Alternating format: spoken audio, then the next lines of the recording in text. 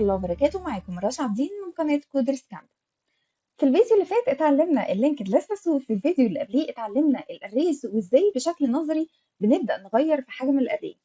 طب ايه رأيكم بقى الفيديو ده نبدأ نشوف بشكل عملي بالاكواد بلغة السي ازاي بنقدر نعمل ريسايز للاري. تعالوا الاول كده نبدأ نعمل مثال صغير خالص، نرجع بالذاكرة لكل الشرح اللي احنا شرحناه قبل كده. ده مثال طلبنا من الكمبيوتر array. الاري دي اسمها list، والاري دي اقدر احفظ فيها 3 elements. 3 elements من ايه؟ 3 elements من الانتجر. وبعدين بشكل يدوي بدأت احط قيم جوه الاليمنتس دي. قلت له list 0، يعني ادخل على اول اندكس موجود في الاري دي وحط لي فيه رقم 1، وادخل على الاندكس نمبر 1 وحط لي فيه 2 و3 هكذا. وبعدين حبيت ان انا اطبع على الشاشه العناصر اللي انا دخلتها جوه الاري دي، فعملت فور لوب عاديه جدا وقلت له اعمل لي برنت اف، بس اعمل لي برنت اف للمحتوى بتاع الاري اللي اسمها ليست.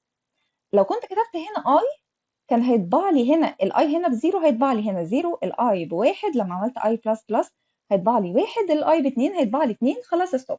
لكن لما انا هنا بقول له list اي يعني اطبع لي محتوى الاري اللي هي دي، فكل مره هيغير الاندكس بتاعها ويطبع لي المحتوى بتاعها.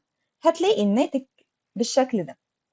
طبعا انا عامله سكرين شوت، لكن انا بنفذ الاكواد دي بايدي، والافضل ان انت تنفذ ورايا الكود واحده واحده علشان ايدك تاخد على كتابه الاكواد. ده مثال بسيط جدا. طب ايه رأيك نعمل مثال مور دايناميك اكتر، ونبدأ نشوف ازاي عن طريق الكود قدرت اعمل ريسايز او اعادة حجم الاري دي. تعالوا نمسك الكود ده واحدة واحدة. اول حاجة، انا هنا ما طلبتش من الكمبيوتر هات لي اري وخلاص، لا، انا طلبت من الكمبيوتر هات لي مكان في الذاكرة، بس المكان ده بيتسع لتلاتة في السايز اوف انت، ايا كان بقى السايز اوف انت ده قد ايه. بالشكل ده الملك هتتعامل على انها array. لما انا اقول له 3 في السايز اوف انت، انا كده بطلب من الكمبيوتر مكان في الذاكره عدد بايتس متتاليه يكون فاضي، يرجع لي البوينتر بتاعه او اول عنوان او اول بايت فيه، بس المكان ده احجز لي فيه 3 انتجرز. وبعدين البوينتر اللي هيرجع لي من الملك دي هحفظه في بوينتر انا هسميه هنا list، وبطبيعه الحال الليست او البوينتر ده هيشير لي انتجر، لان المكان ده في الذاكره هو الحفظ الارقام الصحيحه. عن طريق الامر ده انا يعتبر اخدت من الذاكره الجزئيه دي. وبعدين اوتوماتيك زي ما قلنا قبل كده انت بتستخدم الملك هترجع لك بوينتر، لازم اعمل تشيك هل البوينتر ده بيساوي نل ولا لا. لو بيساوي نل ريتيرن 1، اخرج بره البرنامج. لا يساوي نل يعني ما تدخلش جوه الامر ده وتعالى نفذ الخطوات دي. طيب انا هنا عايز ادخل العناصر بتاعتي الواحد والاثنين والثلاثه جوه المكان في الذاكره اللي انا جبته من الملك. هعمل ايه؟ هعمل list square brackets 0 بتساوي واحد علشان يحجز لي هنا واحد، وبعدين list 1 بتساوي 2 هيحجز لي هنا 2 في تاني اندكس، وليست 2 بتساوي 3 يحجز لي في الاندكس ده رقم 3. حلو جدا. هيجي حد دلوقتي يقول لي هو انت ازاي مستخدمه السكوير براكتس وانت اصلا مش محدده هنا للكمبيوتر ان انا عندي اري؟ ازاي قدرت استخدم السكوير براكتس؟ مش السكوير براكتس دي هي فيوتشر او ميزه من مزايا الاري هي بترجعها لي؟ بالظبط. اهو هو ده بقى العلاقه بين الملك وبين الاريز. هو ايه معنى الاريز؟ الاريز هي جزء في الذاكره، بايتس متتاليه في الذاكره بحفظ فيها عناصر ليها علاقة ببعض، صح؟ طيب وهي ايه الملك؟ الملك هو فانكشن انا بطلب من الكمبيوتر يجيب لي مكان في الذاكرة، المكان ده بيكون متتالي وبحفظ فيه بيانات ليها علاقة ببعض. اهي هي دي العلاقة بين الملك وبين الاري. طيب لو انا مش عايزة استخدم السكوير براكتس بالشكل ده، بتبقى حسابيا بتتكتب ازاي؟ ما هي المفروض تبقى كده. لو انا مش هستخدم السكوير براكتس دي المفروض تبقى بالشكل ده. هقول له اذهب الى العنوان او البوينتر اللي بيشير اليه الليست، اللي هو ده. مش الملك جابت لي مساحه في الذاكره، المساحه دي بيشير اليها بوينتر اسمه ليست، وحط لي فاول اندكس فيها رقم واحد، او اذهب الى العنوان اللي بيشير اليه البوينتر اللي اسمه list بس بلس 1 وحط لي فيه رقم 2، او اذهب الى العنوان اللي بيشير اليه البوينتر اللي اسمه list بس بلس 2. في حاجه كده هي ما اتقالتش في المحاضره، بس ممكن حد دلوقتي هو قاعد بيسمعني يبدا يسالها. هو انت مش قلتي ان البوينتر اللي هو اسمه list ده بيشير لاول بايت في الذاكره؟ تمام. طيب مش list بلس 1 يعني المفروض ان البايت اللي بعديه، مش المفروض ان الانتجر بيتحجز هنا في 4 بايت وهنا 4 بايتس وهنا 4 بايتس؟ تمام. طيب ما هو المفروض ان هي اول بايت بيشير اليها الليست، طيب بايت بلس 1 يعني المفروض لسه في البايت الثانيه، يعني لسه احنا في اول اندكس المفروض هنا، صح؟ طب ايه اللي فهم الكمبيوتر ان الليست بلس 1 بتساوي 2؟ ايه اللي فهمه ان لا، روح للاندكس الثاني، روح للمكان الثاني؟ اهو هنا بالظبط دي الفكره بتاعت سايز اوف انت. هنا ما بتتقالش زائد واحد، يعني زائد واحد بايت، لا، هنا بتتقال زائد واحد في السايز اوف انت اللي انت حددتيها هنا في الملك. هنا بتساوي زائد اتنين في السايز اوف انت. تمام.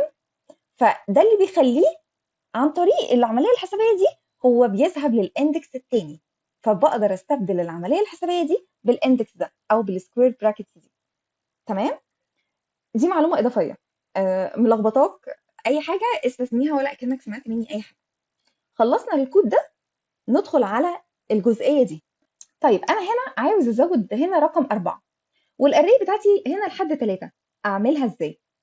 مش احنا قلنا في اسوأ الاحوال موجود هنا في الذاكره بيانات، انا مش هينفع ازود هنا، فهعمل ريسايز، فهجيب اري تانية زي ما اتكلمنا قبل كده تتسع للرقم اللي انت عايز تزوده. في الحاله دي انا بطلب من الكمبيوتر لا، هات لي بقى اري جديده. الاري دي السايز بتاعها 4، عن طريق نفس الامر هجيب مالوك وبعد كده 4 في السايز اوف انت. تمام. ساعتها هيعمل ايه؟ هيجيب لي مكان في الذاكره الفاضي يتسع لي 4 انتجرز، والبوينتر اللي هيرجع من المالوك دي سميها لي temp، جايه من temporary او اختصار لمثلا بوينتر مؤقت. تمام. زي ما اتعودنا لازم هنعمل تشيك ان البوينتر ده لا يساوي null، لو بيساوي null return 1 واخرج بره البرنامج وخلاص كده done. وبعدين هنا كنا اتكلمنا بشكل نظري قبل كده، المطلوب دلوقتي اني انا اخد الارقام دي واعمل لها كوبي واحطها في الاري الجديده. هعملها ازاي؟ هعمل لوب. اللوب دي بعدد الاليمنتس الموجوده هنا، طبعا هتبقى اي بما اننا ابتدينا من زيرو هتبقى اي اصغر من 3 عشان يبقى 3 عناصر، واي بلس بلس. في الحاله دي انا هنا مشيت خطوه خطوه، قلت له مع كل اندكس هنا لو الاي بزيرو هيبقى هنا تم بزيرو وليست زيرو، يعني الاندكس ده والاندكس ده خلي المحتوى بتاع الليست يتنقل في الاري اللي اسمها temp بالشكل ده. هيتنقل هنا واحد، هيتنقل هنا اتنين، تلاته. انا كده خلصت الامر ده. انا عايز اضيف على الاري دي او المكان ده في الذاكره رقم 4. هعملها ازاي؟ هقول له بشكل بسيط قوي دخل لي رقم 4 في الاندكس نمبر 3 بتاع الاري اللي اسمها temp او المكان ده في الذاكره. هيحط لي هنا رقم 4. وبعدين خلاص انا ما بقتش عاوز الاري دي، انا عدلتها وغيرت حجمها. هعمل فري ليست، لان انا هنا استخدمت المالوك وحجزت مكان في الذاكره، لازم اعمل فري ليها، لازم ارجعها تاني للكمبيوتر علشان ما ندخلش في كل المشاكل اللي اتكلمنا عنها قبل كده في ويك 4. وبعدين عن طريق الامر ده خلاص بقى انا اخدت محتوى الاري القديمه، عاوز اخلي اسمها كمان زي الاري القديم عشان تبقى هي بالظبط زي الاري بتاعتي بس باختلاف حجمها. هقول له ان الليست بتساوي تمب، خلي الاري بتاعتي او المكان في الذاكره او البوينتر اللي رجع لي من المالوك هنا للمكان ده في الذاكره بدل ما هو تمب خليه لي ليست. ايه اللي مطلوب بعد كده؟ ان انا ابدا اطبع الاري بتاعتي الجديده عن طريق الامر ده. عادي جدا بيبدا يطبعه لي وبيبقى ده الناتج بتاعي. لو انت عملت كومبايل للملف وشغلته هتلاقيه طبع لك على الشاشه 1 2 3 4. وهنا خلاص اوتوماتيك زي ما قلنا قبل ما تخرج من البرنامج، بما انك استخدمت المالوك لازم تعمل فري الجزئيه دي تاني من الذاكره بتاعت الكمبيوتر، فبتعمل فري ليست. دلوقتي فري ليست دي مش هي فري ليست دي كانت الاري القديمه، دي الاري الجديده او الجزء الجديد اللي رجع لي من الملك في الذاكره. طيب ايه رايك ان الخطوات اللي انا معلمه عليها دي اقدر استبدلها بحاجه اسمها realloc function، ودي فانكشن جديده هنتعرف عليها دلوقتي. ايه هي الريالوك فانكشن؟ الريالوك فانكشن هي اختصار ل reallocate a chunk of memory، يعني كترجمه حرفيه اعاده تعيين. تعالوا كده نشوف الريالوك فانكشن ازاي بقدر استخدمها في الكود بتاعي، وازاي عن طريقها نفذت لي نفس الخطوات بالظبط. انا هنا عملت نفس الخطوات. انا عاوز دلوقتي انشئ اري جديده. الاري دي مكونه من 4 عشان احط فيها الرقم الرابع بتاعي، وعاوز اعمل كوبي للبيانات دي. هستخدم الري الوك بدل المالوك بالشكل ده. بس الري الوك بيدخل لي فيها تو انبوتس. بيدخل لي في اول انبوت هنا اسم المكان في الذاكره اللي انا عاوز اخده واعمل له كوبي، فهحط هنا في اول انبوت هو الليست، وتاني انبوت هنا بحط الحجم الجديد، دي الاري القديمه، وبحط هنا الحجم الجديد. وبعدين الري الوك زي المالوك بترجع لي بوينتر. البوينتر هنا انا سميته تمب. وبعدين نفس الحكايه، بما اني اي فانكشن بطلب من الكمبيوتر جزء من الذاكره الجديد لازم بعمل تشيك البوينتر اللي رجع لي ده هل هو بيساوي نل او لا. وبعدين هنا انا سميت المكان في الذاكره الجديد ده بدل ما هو تمب انا سميته ليست، رجعته لاسمه العادي اللي هو ده. وبعدين هنا نفس الخطوات بالظبط هتكمل. تعالى كده بص على الكود ده والكود ده، الاثنين بينفذوا نفس الخطوات بالظبط، بس شوف الري الوك وفرت عليك قد ايه. الري الوك عملت ايه؟ عملت اللي انت هنا عملته في الخطوات دي، جابت لك مكان جديد في الذاكره بيتسع للحجم الجديد اللي انت عايزه، وعملت لك في نفس الوقت بدل ما انت عملت هنا كوبي لكل المحتوى بتاع الاري القديمه وحطيتها في الاري الجديده، لا هي عملتها اوتوماتيك. خدت هنا الاري القديمه وحطت بياناتها في الاري الجديده، ورجعت لك هنا برضو بوينتر بيشير للمكان ده الجديد في الذاكره. ودي مزايا استخدامك للري الوك فانكشن. احنا كده خلصنا الفيديو ده، استنوني في الفيديو اللي جاي وهنبدأ نشوف ازاي بنعمل implementing للlinked lists عن طريق الكود ببرنامج فعلي بلغة السي.